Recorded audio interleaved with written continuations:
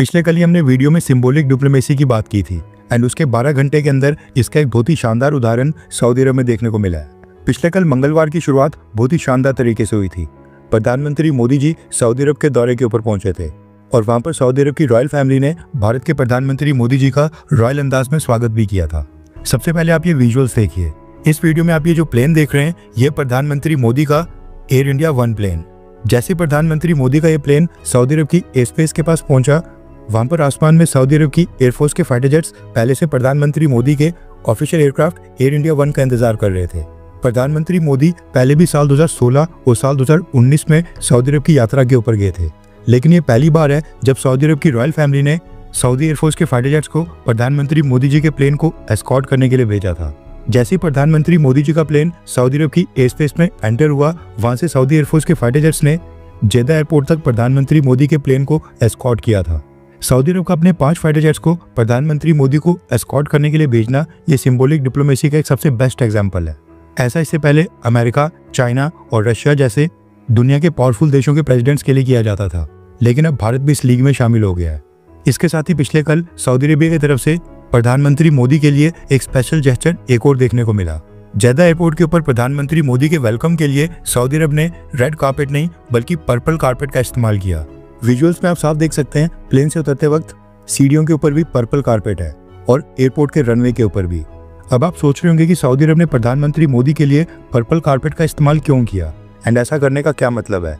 Red carpet का protocol आमतौर पर डिप्लोमेटिक कर्टसी के लिए वाइडली ऑलमोस्ट दुनिया के सभी देशों में यूज होता है, लेकिन पर्पल कारपेट का इस्तेमाल रेयर ओकेजन्स के ऊपर किया जाता है, खास तौर पर जब किसी लीडर का स्टेटस एक्सेप्शनल हो या फिर जब भी होस्ट कंट्री सामने वाले देश के लीडर को एक रॉयल लेवल का ऑनर और सम्मान देना चाहती हो। पर्पल यानी कि बैंगनी रंग इस्लामिक और अरब कल्चर में प्रेस्टीज, सवर्निटी और एक्सक्लूसिव सम्मान का प्रतीक होता है।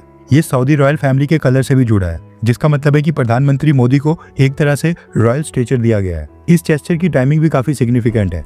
प्रधानमंत्री मोदी न सिर्फ एशिया बल्कि वर्ल्ड के सबसे पावरफुल लीडर्स में से एक के रूप में उभर रहे हैं। उनकी लीडरशिप में भारत ने सऊदी अरब के साथ ऑयल, इन्वेस्टमेंट और सिक्योरिटी के मामले में इतिहास में सबसे करीबी टाइज बनाए हैं।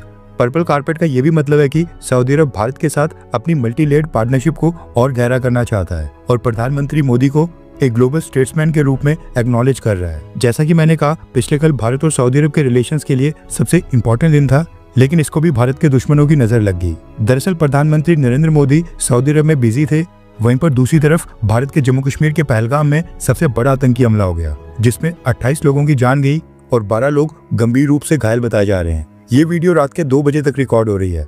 अभी तक भारत सरकार और जम्मू कश्मीर की लोकल अथॉरिटीज ने यही नंबर बताया है। दिन में आप जब ये वीडियो देख रहे होंगे तो हो सकता है कि ये नंबर और भी बढ़ जाए। हुआ ये कि पिछले कल सऊदी अरब की रॉयल फैमिली ने प्रधानमंत्री मोदी के सम्मान में रॉयल डिनर रखा था, जिसमें न सिर्फ सऊदी अरब की रॉयल फैमिली के सभी इंपॉर्टेंट सदस्य मौजूद होने वाले थे, बल्कि सऊदी अरेबिया गवर्नमेंट और उसके साथ साथ सऊदी अरब की टॉप कंपनीज के हेड्स इस डिनर को अटेंड करने के लिए इन्वाइट किए गए थे। डिनर की सारी तैयारियां भी पूरी हो गई थी, लेकिन जैसे ही प्रधानमंत्री मोदी जी को ये न्यूज मिली कि पहलगाम में आतंकियों ने इतना बड़ा हमला कर दिया है, ये सुनते ही प्रधानमंत्री मोदी ने सबसे पहले तो सऊदी अरब की रॉयल फैमिली द्वारा होस्ट किए जाने वाले इस रॉयल डिनर को कैंसिल किया। भारत की तरफ से सऊदी अरब को बताया गया कि पहलगाम हमले के कारण प्रधानमंत्री मोदी काफी दुखी हैं, इसलिए वो ये डिनर अटेंड नहीं कर सकते हैं। प्रधानमंत्री मोदी ने न सिर्फ ये डिनर कैंसिल किया, बल्कि सऊदी अरब को बताया गया कि प्रधानमंत्री मोदी सऊदी अरब का अपना ये जो 2 दिन का दौरा है वो भी बीच में कट शॉर्ट करके जल्दी से भारत जाना चाहते हैं। और प्रधानमंत्री मोदी सऊदी अरब में 24 घंटे भी नहीं रुके। सऊदी अरब के क्राउन प्रिंस मोहम्मद बिन सलमान के साथ इमरजेंसी में एक लंबी मीटिंग अरेंज की गई, जिसमें भारत और सऊदी अरब ने आपस में कई सारे एग्रीमेंट्स भी साइन किए एंड इसके तुरंत बाद प्रधानमंत्री मोदी जी सऊदी अरब से अपने प्लेन में भारत के लिए रवाना हो गए हैं। वीडियो रिकॉर्ड करते वक्त न्यूज निकल कर आ रही है कि प्रधानमंत्री मोदी का प्लेन भारत के लिए रवाना हो गया है। अब ऑब्वियस है कि प्रधानमंत्री मोदी का भारत आने के बाद पहलगाम हमले को लेकर कोई ना कोई प्लान तो बन गया होगा। इसी से रिलेटेड न्यूज निकल कर आ रही है कि प्रधानमंत्री मोदी ने आज सबसे पहले CCS की एक मीटिंग बुलाई है। CCS मीटिंग का मतलब होता है कैबिनेट कमेटी ऑन सिक्योरिटी। इस मीटिंग में प्रधानमंत्री मोदी के साथ साथ देश का डिफेंस मिनिस्टर यानी कि रक्षा मंत्री, गृह मंत्री यानी कि होम मिनिस्टर अमित शाह, वित्त मंत्री यानी कि फाइनेंस मिनिस्टर और विदेश मंत्री यानी कि फॉरेन मिनिस्टर जो कि इस समय एस जयशंकर सर हैं, वो इसके मेंबर होते हैं। ये पांचों मिलकर देश के सबसे इंपॉर्टेंट फैसले लेते हैं, जो कि राष्ट्रीय सुरक्षा, सैन्य नीति, surgical strikes Covid military operations, विदेश नीति, सेना और राष्ट्रीय सुरक्षा से जुड़े अलग अलग संस्थानों के पदों के ऊपर नियुक्ति, ये सारे मुद्दे जो देश की सुरक्षा यानी सिक्योरिटी के ऊपर प्रभाव डालते हैं, ऐसे फैसले इसी मीटिंग में लिए जाते हैं। इन पांचों के अलावा CCS मीटिंग में कई बार सिक्योरिटी से जुड़े और भी हाई रैंकिंग टॉप ऑफिशियल्स को इनवाइट किया जाता है, जैसे कि देश के नेशनल सिक्योरिटी एडवाइजर जो कि इस समय अजीत डोवाल सर हैं। इसके अलावा कैबिनेट सेक्रेटरी, डिफेंस सेक्रेटरी और तीनों सेना के प्रमुख यानी कि इंडियन आर्मी, इंडियन नेवी और इंडियन एयरफोर्स के चीफ्स को भी इस मीटिंग में इनवाइट किया जाता है। इसके अलावा देश की इंटेलिजेंस एजेंसीज जैसे कि रॉ और IB के हेड्स को भी कई बार इस CCS मीटिंग में इनवाइट किया जाता है। इन सब की मुख्य भूमिका होती है सरकार को किसी भी सिचुएशन के ऊपर ब्रीफिंग देना और उस सिचुएशन से निपटने के लिए क्या क्या अवेलेबल ऑप्शंस हैं और क्या किया जा सकता है, कौन सा रिएक्शन हो सकता है, या फिर ये सारी चीजें सरकार और प्रधानमंत्री मोदी को यही ऑफिशियल सजेस्ट करते हैं। इन सब के इनपुट्स लेने के बाद फिर सरकार कोई बड़ा फैसला करती है। इससे पहले भारत ने जब पाकिस्तान के ऊपर सर्जिकल स्ट्राइक्स की थी, उन सब के पहले भी इसी तरह की कैबिनेट कमेटी ऑन सिक्योरिटी की एक मीटिंग हुई थी, जिसके कुछ ही घंटों या दिनों के अंदर ही भारत ने पाकिस्तान के अंदर घुसकर स्ट्राइक्स की थी और बदला लिया था।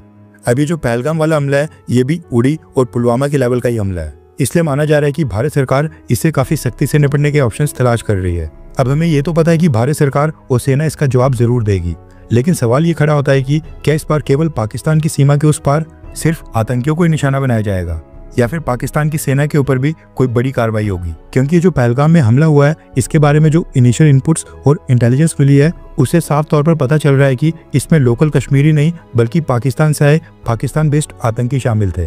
ये सब पाकिस्तान आर्मी और पाकिस्तान की इंटेलिजेंस एजेंसी ISI के सपोर्ट के साथ ही हो रहा है। कुछ हफ्ते पहले पाकिस्तान के बलूचिस्तान में वहां पर एक ट्रेन पर हमला हुआ था, जिसमें पाकिस्तान की सेना के कई लोग उस समय मारे गए थे और तब पाकिस्तान के मिनिस्टर्स ने इसमें भारत का हाथ होने का दावा किया था और कहा था कि भारत बलूचिस्तान के विद्रोहियों को सपोर्ट कर रहा है। और ये जो पहलगाम में टूरिस्टों के ऊपर हमला हुआ है, ये भी कहीं ना कहीं ऐसा लग रहा है कि उसी हमले का बदला था। वैसे तो हमें पूरा विश्वास है कि मोदी सरकार इस हमले का बदला जरूर लेगी, लेकिन इस बार बदला ऐसा होना चाहिए कि भारत के बदले की गूंज न सिर्फ पाकिस्तान बल्कि चाइना तक पहुंचनी चाहिए, ताकि कोई भारत सरकार से दोबारा सबूत नहीं मांगे कि हमारी सेना ने क्या किया है। हम सब ने देखा कि इजराइल डिफेंस फोर्सेस और इजराइल की सरकार ने हमास से कैसे बदला लिया था, एंड इजराइल का बदला तो आज भी जारी है। इसलिए भारत की मोदी सरकार को भी कुछ ऐसा ही बड़ा बदला लेना चाहिए जो इजराइल ले रहा है, ताकि भारत में आतंकी हमला करने से पहले पाकिस्तान की सेना और पाकिस्तान की इंटेलिजेंस एजेंसी ISI लाखों बार सोचे। वरना अगर यही छोटी मोटी स्ट्राइक्स की गई और इनको लेकर हम मूवीज बनाकर खुश होते रहे, तो इस तरह के हमले आगे भी जम्मू कश्मीर के अंदर जारी रहेंगे, जिसमें न सिर्फ सिविलियंस बल्कि भारतीय सेना के जवानों की भी जान जा सकती है। इसलिए समय आ गया कि प्रधानमंत्री मोदी हिम्मत दिखाएं और कुछ बड़ा करके दिखाएं, ताकि हम भी याद रखें कि मोदी ने भी इंदिरा गांधी के लेवल का कोई काम किया था।